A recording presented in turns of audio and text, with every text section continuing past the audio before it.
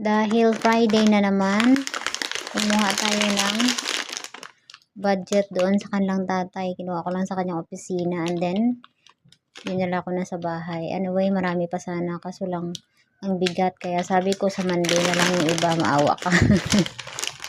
At wala akong trolley. Kaya ang ginawa ko, kinuha ko lang yung importante ang pwede nilang makain bukas at mamaya para sa amin.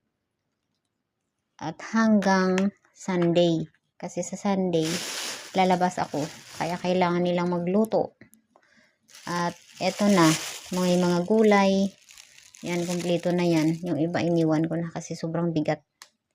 So, ang bigas, dapat isang bag yan na malaki. Ang pack.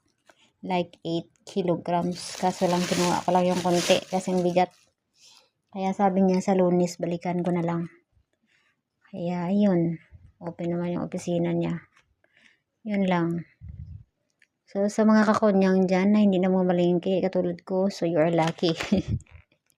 Ang hirap kaya mamalingki. Especially malamig, especially maulan, ganyan. So,